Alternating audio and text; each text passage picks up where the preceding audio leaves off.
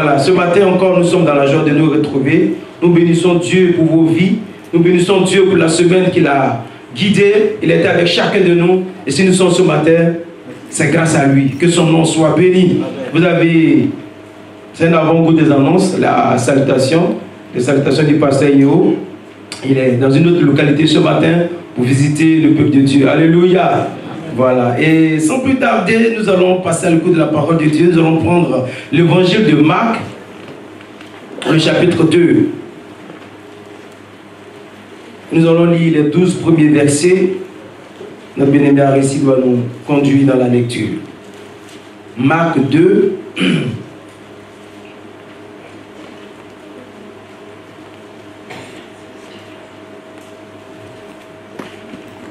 Marc, le chapitre 2. Marc 2, le verset 1 à 12. Quelques jours après, Jésus revint à Capernaum. On apprit qu'il était à la maison. Et il s'assembla un si grand nombre de personnes que l'espace devant la porte ne pouvait plus les contenir. Il leur annonçait la parole. Verset 3.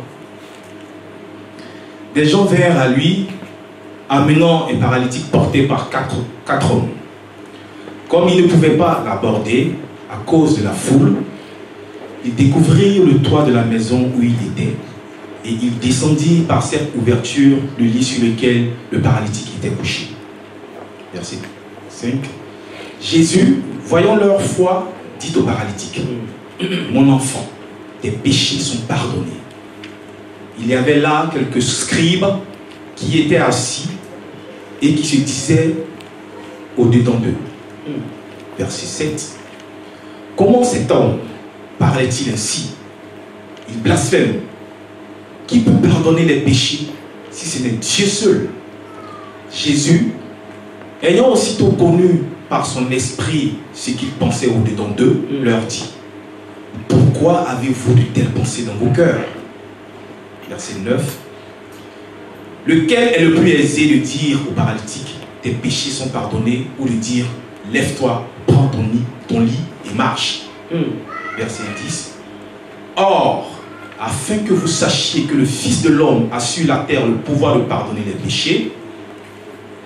Verset 11. Je te l'ordonne, dit-il au paralytique, lève-toi, prends ton lit et va dans ta maison. Et à l'instant, il se leva, prit son lit et sortit en présence de tout le monde, de sorte qu'ils étaient tous dans l'étonnement et glorifiaient Dieu, disant: nous n'avons jamais rien vu de pareil. Nous allons prier pour la parole. Merci bien. Seigneur notre Dieu, nous te disons merci ce matin. Merci pour ta grâce qui a renouvelé en nous le souffle de vie. Tu as renouvelé la vie en nous ce matin. Et nous sommes tenus debout, Seigneur Dieu. Et nous sommes quittés de nos maisons. Nous sommes venus dans ta présence, Seigneur, pour t'adorer ce matin. Merci pour tout ce que tu as fait pour nous au cours de la semaine écoulée. Et merci de ce que ce matin, tu nous donnes de t'adorer. Nous qui étions morts, tu nous donnes la vie ce matin. Tu nous donnes l'espoir ce matin. Que ton nom soit béni pour tous tes bienfaits. Merci pour les louanges, l'adoration, nos actions de grâce que tu as agréées comme des parfums de bonne odeur. Merci de ce que tu fais de nous des adorateurs du Dieu vivant. Que toute la gloire te revienne, Seigneur Dieu. Maintenant que l'heure est venue d'écouter ta parole, nous voulons que tu nous parles. Nous voulons que tu parles à nos cœurs. Seigneur, nous sommes à l'avant-dernier dimanche de la fin de l'année. Nous voulons encore que tu nous parles. Comme tu nous as parlé tout au long de cette année. Parle à nos cœurs ce matin.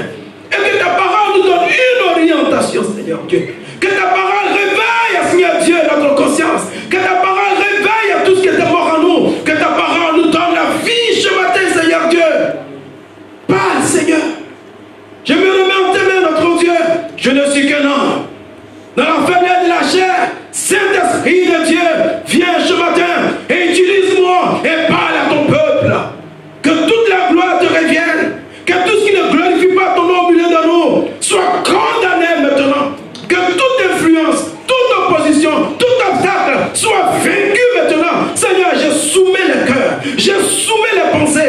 soumets toutes choses à ton autorité. Au nom de Jésus, parle maintenant, Seigneur Dieu, car nous t'écoutons. Dans le nom de Jésus, nous avons prié. Amen. Que Dieu bénisse sa parole et que toute la gloire lui revienne ce matin. Le thème de notre message ce matin, c'est la foi qui déplace les montagnes. La foi qui déplace les montagnes. Ça veut dire que les montagnes seront déplacées ce matin. Et comme ce n'est pas une causerie, soit dans la parole de Dieu, soit dans la révélation. Le thème de notre message, c'est la foi qui déplace les montagnes. Ça veut dire que les montagnes seront déplacées ce matin.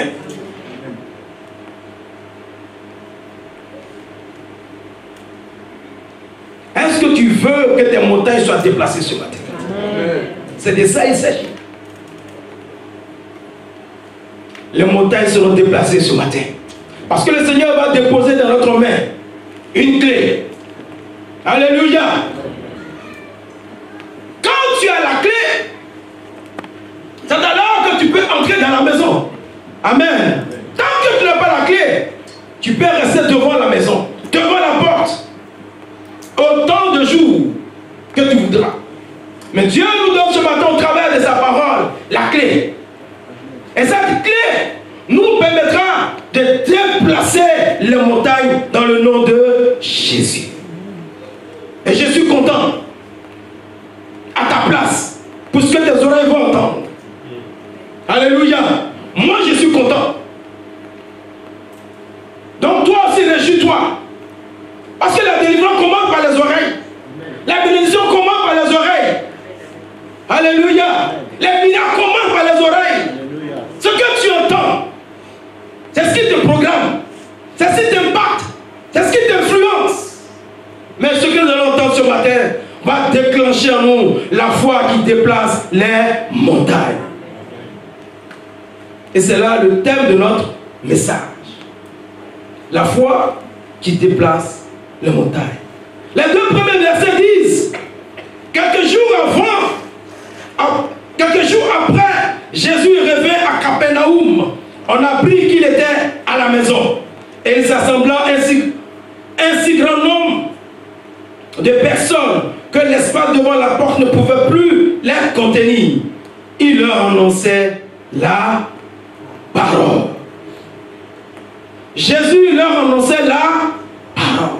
Depuis que Jésus a apparu sur la scène, depuis le début de son ministère, Jésus n'a fait que annoncer la parole. Il fait des miracles.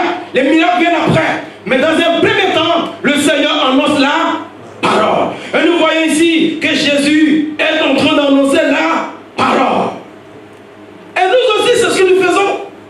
Il faut bien suivre le message. Il faut bien suivre l'introduction.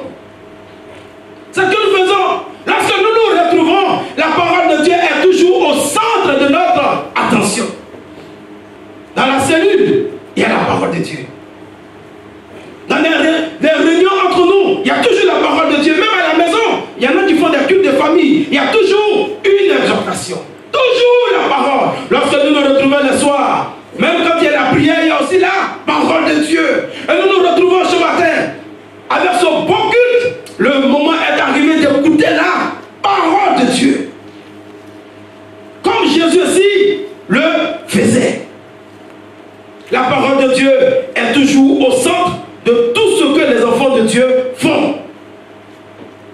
Mais quel est le but recherché quand on annonce la parole de Dieu? Quand on écoute la parole de Dieu? Pourquoi Jésus annonce la parole de Dieu? Parce que la parole de Dieu produit la foi. Amen. Quand tu écoutes la parole de Dieu, pendant que tu écoutes la parole de Dieu, la foi vient dans ton cœur. Amen. La parole de Dieu te donne la foi.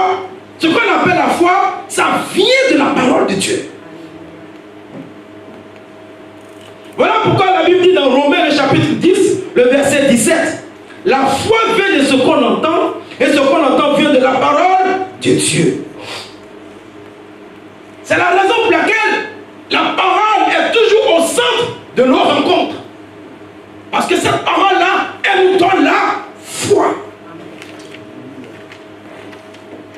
même quand tu es découragé, quand tu es fatigué, et que tu écoutes la parole de Dieu, la foi vient et tu es renouvelé. Donc Jésus prend son temps, toujours, même avant de faire des miracles, il prend son temps pour enseigner, pour prêcher, pour annoncer la parole de Dieu. Et nous aussi, c'est ce que nous faisons. Que son nom soit béni ce matin. Nous allons lire dans Jacques, le chapitre 2, le verset 17.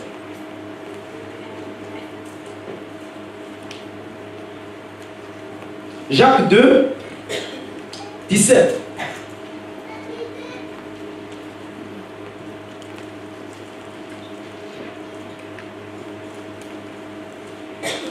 Jacques, le chapitre 2, le verset 17.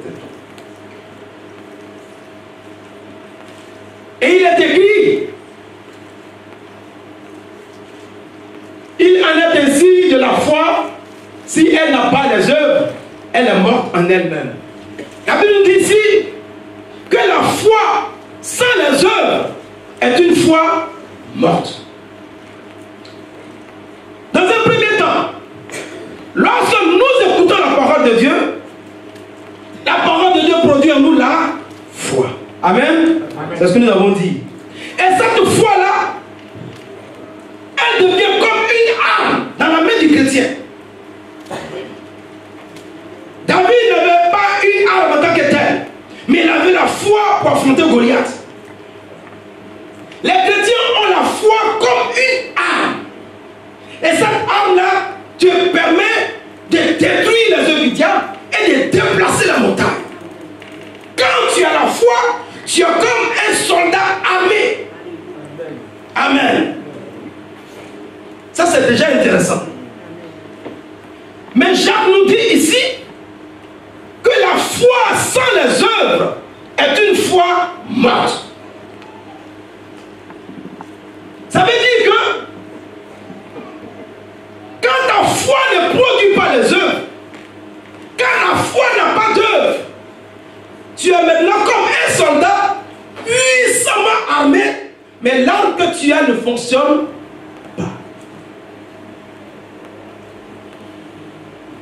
Amen. Amen. Tu as la foi, c'est déjà une bonne chose.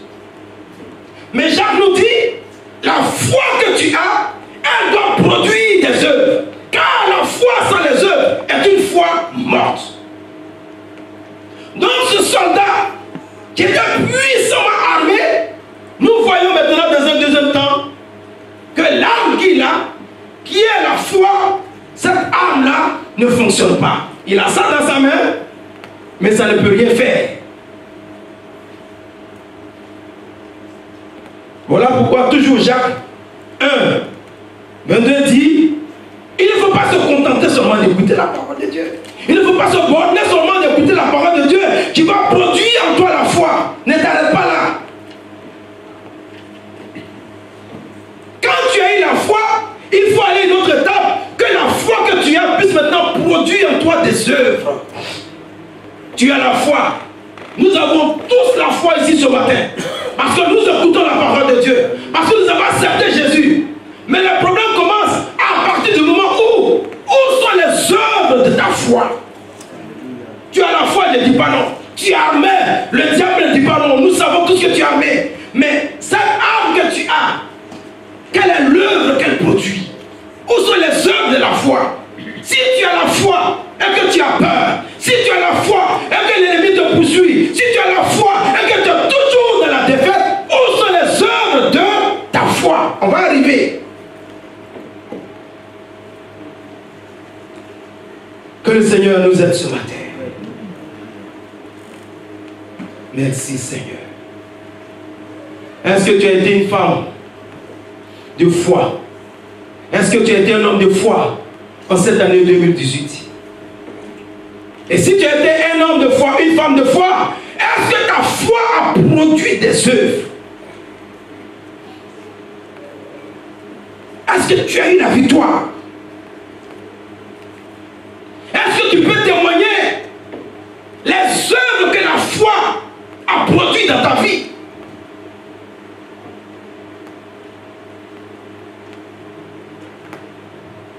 Nous allons dérouler le rouleau et comprendre où Dieu veut nous amener ce matin. Et à la fin, nous aurons la foi qui déplace les montagnes. Verset 2. Verset 2, il dit: et il s'assembla un si grand nombre de personnes que l'espace devant la porte ne pouvait plus les contenir. Il leur annonçait la parole. Ce que Dieu recherche, ce n'est pas le grand nombre, c'est ta foi que Dieu recherche. Amen. Que nous soyons 1000, 2000, 3000, c'est pas ça l'essentiel devant Dieu. C'est ta foi qui touche Dieu. C'est ta foi qui réjouit Dieu. Le Seigneur recherche la foi. Verset 3 à 4. Il est écrit: des gens vinrent à lui, amenant un paralytique porté par 4 hommes. Comme il ne pouvait la porter à cause de la foule, il découvrit le toit de la maison où il était et il descendit par une ouverture le lit sur lequel le paralytique était couché. Il n'y avait plus de place. Dans ce lieu-là, il n'y avait plus de place. Jésus était à l'intérieur. Il y avait la foule. Au moment où il n'y a plus de place, c'est à ce moment-là, 4 personnes arrivent avec un 5e, lui il est paralysé. C'est-à-dire le premier qui les a vu venir, il a fait comme ça prochainement. Il n'y a pas de place. Vous allez où? On veut arriver devant Jésus. On veut l'apporter à Jésus. Il n'y a pas de place. Ah, c'est devant Jésus se trouve la guérison. C'est devant Jésus se trouve toi ta bénédiction. Tout ce que nous avons besoin, ça se trouve devant Jésus. Amen. Vous allez où? Nous allons devant Jésus. Mais il n'y a pas de place. C'est ça la montagne. La foule qui était là constituait une montagne, un obstacle. Mais c'est devant Jésus se trouve ton mariage. Même ton bébé, il est devant Jésus. Alléluia. Ta guérison se trouve de l'autre côté, devant Jésus. Quand tu arrives devant Jésus, tous ceux qui sont arrivés devant Jésus, ils ont réussi. C'est dans la Bible. Alléluia. Maintenant, le problème, c'est comment arriver devant Jésus. Parce que là, tu es confronté à une foule, à un obstacle, à une montagne. Quand il n'y avait plus de place, c'est en ce moment les 4 personnes sont arrivées avec un paralytique. Qu'est-ce qu'ils ont fait? Bien aimé, il y aura toujours des montagnes. Il y aura toujours la foule. Il y aura toujours des obstacles pour nous empêcher d'atteindre le but, pour nous empêcher d'avancer. Il y en aura toujours des situations, des personnes qui vont nous empêcher d'avancer. Quand ils sont arrivés, Jésus est de l'autre côté, le paralytique est là, mais la foule les empêchait d'avancer. Il y en aura toujours. Certainement au cours de cette année, tu as rencontré beaucoup de difficultés qui t'ont empêché d'atteindre le but, de réaliser certains projets. C'est de ça qu'il s'agit ce matin. Mais lorsque ces 4 personnes sont arrivées, quand ils sont arrivés, et qu'il y avait la foule, il y avait la montagne, il y avait un obstacle, qu'est-ce qu'ils ont fait, bien-aimés? Est-ce qu'ils sont retournés à la maison? Vous pouvez répondre, est-ce qu'ils sont retournés à la maison? Est-ce qu'ils se sont découragés? Est-ce qu'ils ont abandonné la mission? Et je vais poser la question à quelqu'un, pourquoi toi tu es découragé? Je te prends au mot. Quand ils sont arrivés, il y a l'obstacle, il y a la montagne, il y a la foule. Jésus est de l'autre côté. Ils savent bien que s'ils arrivent de l'autre côté, le monsieur est guéri. Mais tu ne peux pas arriver. Que faire là maintenant? Est-ce qu'ils sont retournés? Est-ce qu'ils sont découragés? Est-ce qu'ils ont abandonné?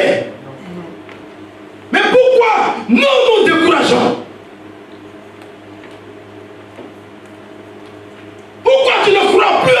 que Dieu t'a dit.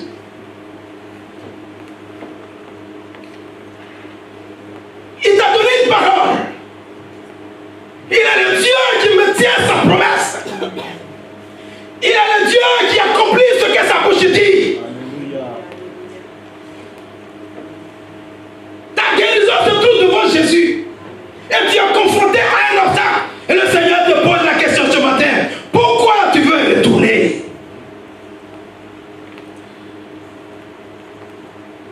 Que Dieu nous aide ce matin. Nous allons posséder cette foi qui déplace les montagnes. Et les montagnes seront déplacées au nom de Jésus. Recevez ce matin. Ils ne se sont pas découragés, maman. Ils ne se sont pas découragés, frère. Ils n'ont pas abandonné la mission. Ils n'ont pas changé d'idée. Ils n'ont pas modifié de plan. Ils sont venus avec une résolution.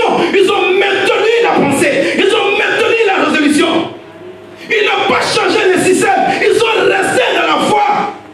La foi dans laquelle ils sont venus. Ils sont restés sur cette foi. Vous êtes venus pourquoi? Nous sommes venus pour que notre frère, pour que ce paralytique, pour que cet homme soit guéri. Mais tu vois bien qu'il n'y a pas de place. Il n'y a pas de passage, je le sais. C'est de ça qu'il s'agit, bien aimé. Qu'est-ce qu'ils ont fait? Que Dieu nous aide ce matin. Merci Seigneur pour la révélation que tu nous donnes ce matin. Tu vas noter ça. Ils se sont réorganisés. Amen.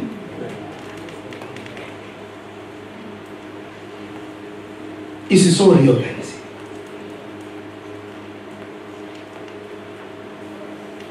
Pour manifester la foi qui déplace les montagnes, face à la montagne, ils se sont tout simplement réorganisés. Ils voulaient aller tout droit, comme c'est fermé devant. Alors, nous allons passer de l'autre côté. Là où ça n'a pas fonctionné, il faut simplement te réorganiser. Il faut simplement te réorganiser. Ils ne se sont pas découragés.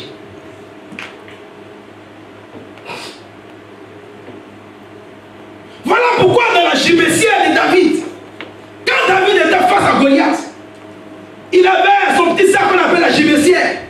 Et dans ce sac, il y avait 5 pierres. Pourquoi il n'a pas pris une seule pierre? Le grand David, tu vas tuer Goliath. Dieu est avec toi. Pourquoi tu n'as pas pris une pierre? Il a pris jusqu'à 5. Il y a le plan A. Il y a le plan B. Il y a C. Il y a D. Il y a E. Si la première pierre n'a pas marché, la deuxième pierre va la tête. Si la deuxième n'a pas tête, la troisième va la tête. Jusqu'à ce que ton Goliath tombe. Alléluia. Il faut te réorganiser. Il faut te réorganiser. Voilà pourquoi il a pris les 5 pierres. Mais une seule pierre suffit par la grâce de Dieu pour terrasser ton Goliath. Que ton Goliath soit terrassé ce matin. Que ton Goliath soit terrassé ce matin. Il n'a pas à se décourager. Il n'a pas à baisser les bras. Il n'a pas dit j'ai trop pleuré, je vais abandonner. N'abandonne pas. Alléluia. Et Jésus qui est Dieu, il le voyait, il ne disait rien. Le Seigneur veut voir ta foi. Les œuvres de ta foi. Ce n'est pas des larmes qu'il veut voir. Pénina, elle a pleuré pendant des années. Ça n'a jamais touché le cœur de Dieu. Le jour qu'elle a posé un acte de foi, Dieu dit on y est. Ce n'est pas une question de pitié. Je souffre trop. Non, je suis sûr que ce n'est pas ça. Pose un acte de foi et que cette foi-là produit des œuvres. Est-ce qu'on peut acclamer le Seigneur chez moi?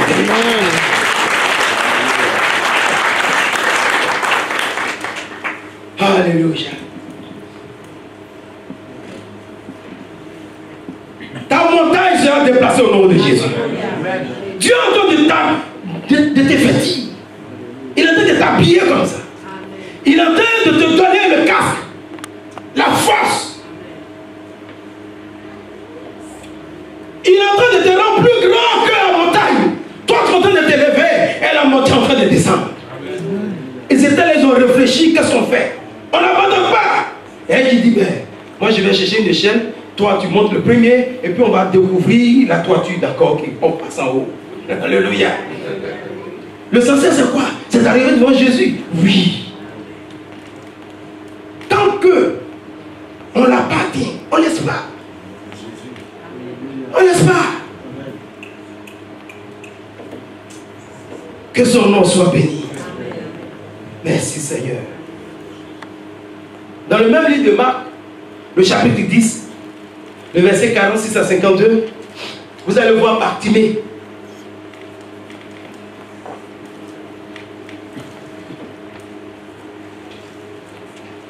Marc 10, 46 à 52. La Bible nous parle de Bartimée. Lorsque Bartimée a entendu que Jésus passait, il dit, tiens, c'est l'occasion pour moi de recevoir ma guérison. Alléluia. Il dit, c'est aujourd'hui que je vais recevoir ma guérison. Et il a commencé à crier.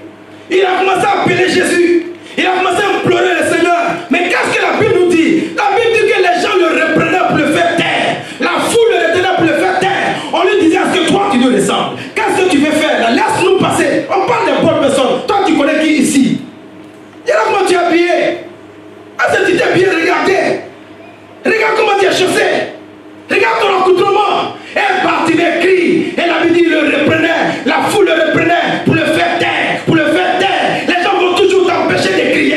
Les gens vont toujours t'empêcher de prier. Ils vont t'empêcher d'atteindre l'objectif. Mais dans le cas de Bartimée, il y a une voix qui lui disait, continue de crier. Continue de prier. Ne t'étais pas. Et cette voix vient vers toi ce matin. Dieu te dit, continue de croire en moi. Ah, je parle à quelqu'un maintenant. Dieu te dit, continue de prier. Dieu te dit, continue de croire. Continue d'espérer à moi. Et on le reprenait. Et on lui disait, tu n'as pas ta place ici. Et on lui disait, tu ne nous ressembles pas. Et on lui disait, celui-là, c'est pas fait pour toi. Toi, ta place est derrière. Et la voix disait, Bartimée, continue de crier. Parce que Bartimée veut atteindre le but. Il veut arriver devant Jésus. Il y aura toujours des gens pour nous empêcher. Mais il y a aussi la voix de Dieu. Il y a aussi la voix du Saint-Esprit à travers son serviteur qui te dit ce matin, ne cesse pas, ne t'arrête pas, ne te décourage pas, ne laisse pas tomber son projet. Dieu est dedans, Dieu est dedans, Dieu est dedans. Au nom de Jésus. Bartimée, il crie de toutes ses forces. Et il implore Dieu de toutes ses forces. Oui, ce sont les violents qui vont s'en emparer. Ce n'est pas une question de jeu. Ce n'est pas une question d'enfants, d'amusement. Ce sont les violents qui vont s'en emparer. Alléluia. Que son nom soit béni. Est-ce qu'on peut acclamer le Seigneur ce matin? Que Dieu nous aide. Alléluia. Il y a certaines choses qu'il ne faut pas regarder. Il y a certaines choses qu'il ne faut pas considérer. Il y a certaines paroles qu'il ne faut pas considérer. Parce que la parole contraire, elle vient toujours aussi. Elle est toujours là. Lorsque les enfants de Dieu étaient devant l'éternel Dieu, la Bible dit, Satan aussi est venu. Mais lui, il n'est pas un enfant de Dieu. On est les enfants de Dieu, les serviteurs de Dieu. Mais il était là aussi. Pas en tant que serviteur de Dieu. Pas en tant qu'enfant de Dieu. Il est là comme un ennemi de la foi. Cette voix négative sera toujours là.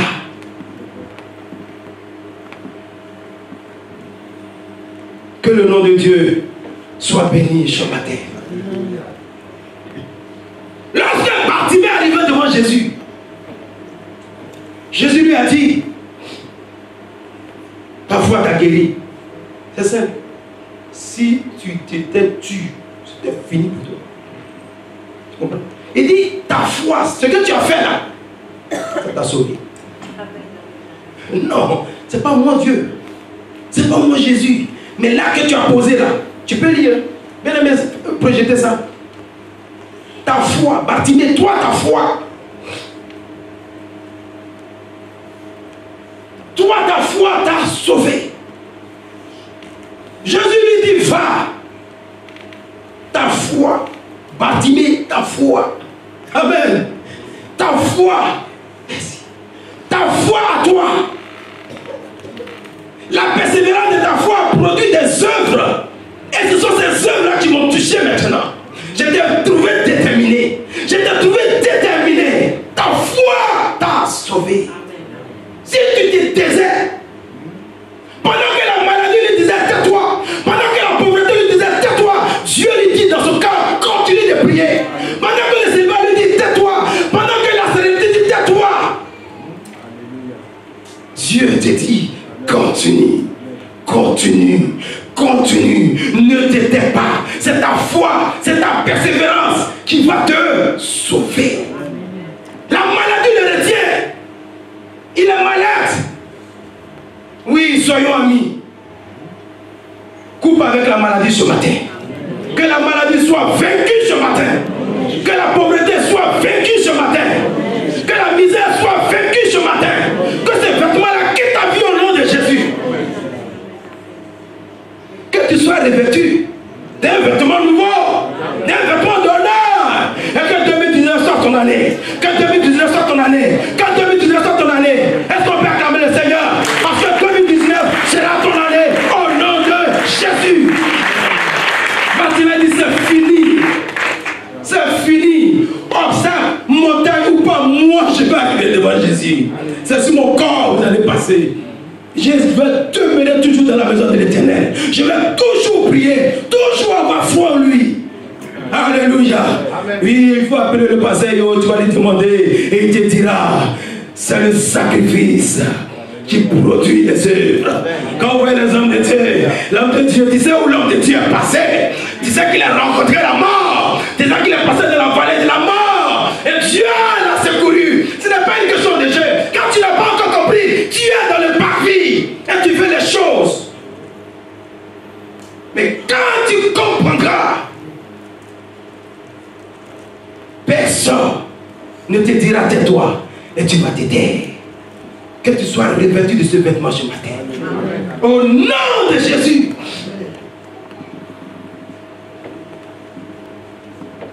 Face aux obstacles, face à la montagne, face aux difficultés, il faut simplement te réorganiser et continuer à combattre. Même à genoux, continue à combattre. Même par terre, continue à patauger. Continue. Amen. Jésus lui dit, moi personnellement ça m'a touché. Ta foi t'a sauvé. Il n'a même pas dit félicitations. Il lui donne le résultat de son examen. Tiens. 10 sur 10. Tu as bien travaillé. Amen. Alléluia. Amen. Dieu nous voit. Il nous voit dans nos épreuves.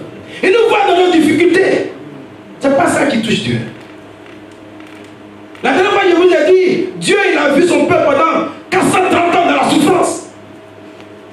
Il dit, j'ai vu, j'ai entendu les cris, j'ai vu la souffrance. Mais quand le temps est arrivé, Dieu les a secourus. C'est pas que Dieu ne te voit pas. Dieu a un système. Dieu a une méthode. Dieu a une conception. C'est dans ça qu'il faut rentrer. Pour comprendre qu'est-ce que Dieu attend de moi. Et ta montagne sera déplacée au nom de Jésus. Amen. Alléluia. Amen. Que son nom, son seul nom soit béni. Nous allons voir versets 5 à 6. Le résultat de la foi dans notre texte de base. Jésus, voyant leur foi, dit au paralytique, mon enfant, tes péchés sont pardonnés. On va s'arrêter là. Et Jésus l'appelle la foi de cet homme. Quand il s'est retrouvé devant Jésus, Jésus lui dit, mon enfant. Mon enfant. Quand il était de l'autre côté de la foule, si tu lui disais que Jésus, tu es son enfant, va dire mon frère, pas arrêter ça. Avec ce que je vis là. Si tu lui disais Jésus t'aime, il change de regard. Ça, c'est pas ça. Si Dieu m'aimait, je ne serais pas dans cet état.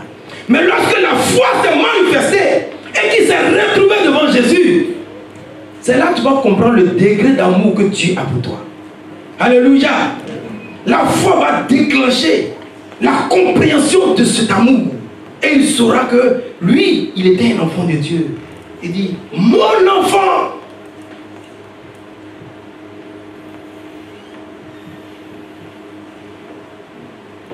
Mon enfant.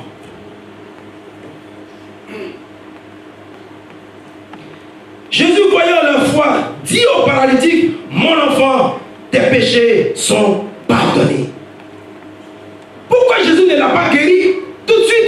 Mais il pardonne d'abord ses péchés. Parce que le problème de cet homme est un problème spirituel.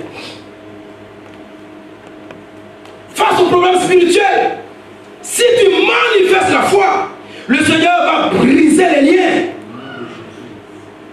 Comme je le disais ce matin, ce n'est pas toujours qu'on doit imposer les mains pour recevoir la délivrance ou la guérison. L'obéissance déclenche la guérison. La foi déclenche la guérison. Alléluia. Amen. Tout de suite, quand il s'est retrouvé devant Jésus, et là on voit maintenant tout ce qui suit là, c'est le résultat de la foi. Ce que la foi produit dans la vie du chrétien. Maintenant il a le dessus sur les œuvres des ténèbres. Si c'était des liens ancestraux, c'est fini. Tout est brisé. Et il est délivré. Alléluia. Merci Seigneur. Après il dit quoi encore?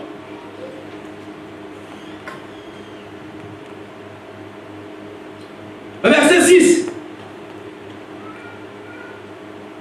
Il y avait là quelques scribes qui étaient assis et qui se disaient en eux-mêmes, au-delà d'eux, comment cet homme peut-il pardonner ainsi?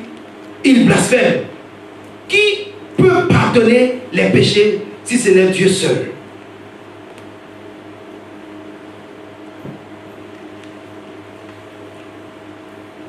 Ils sont étonnés de ce que la foi a produit.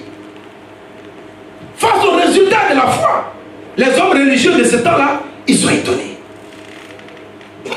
Alléluia. Le secret, c'est le cas du message que je t'ai donné.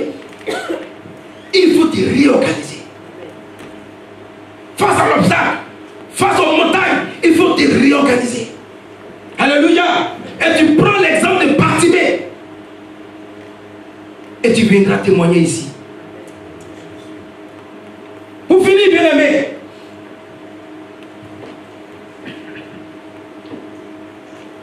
ces 4 personnes qui ont porté le paralytique, s'ils avaient abandonné le paralytique parce qu'il y avait un obstacle, la foule, est-ce qu'il serait guéri? Non. Cela nous parle de l'unité. Ces 4 personnes sont restées unies. Alléluia. Ce qui fait la force, ce n'est pas l'argent, c'est l'unité. Même dans un foyer, ce qui fait la force, ce n'est pas les enfants, non, c'est l'unité. L'unité va déclencher la force. Et cela va toujours donner des résultats. Si nous voulons voir les paralytiques marcher, comme dans ce texte, soyons unis. Prions ensemble. Aimons-nous. Vivons ensemble. Dans le foyer, soyez unis. Qu'il y ait le pardon. Qu'il y ait le pardon. Soyons tolérants. Et ce pardon va déclencher l'unité. Et l'unité va donner le résultat que nous avons vu. Même si un seul désistait, peut-être que le paralytique ne serait pas arrivé devant Jésus. Parce qu'il fallait 4 personnes pour le porter. Alléluia. Dieu aime l'unité parce que Dieu lui-même, il a unité. Dieu est unité. Il est le Père, le Fils et le Saint-Esprit. Lui-même, il a unité. Voilà pourquoi il aime l'unité. Là où il y a la division, Dieu n'est pas là-bas. Quand on commence la division, Dieu se retire. Que le Seigneur nous aide ce matin. Nous allons nous arrêter là. Et prendre à bras le corps ce que le Seigneur nous a donné ce matin. L'unité dans nos foyers. L'unité dans notre maison. L'unité dans l'église. L'unité dans le corps du Christ. Et nous serons victorieux. Et les montagnes seront déplacées. Dans le nom de Jésus. Est-ce qu'on peut acclamer le Seigneur? Que le nom de Dieu soit béni.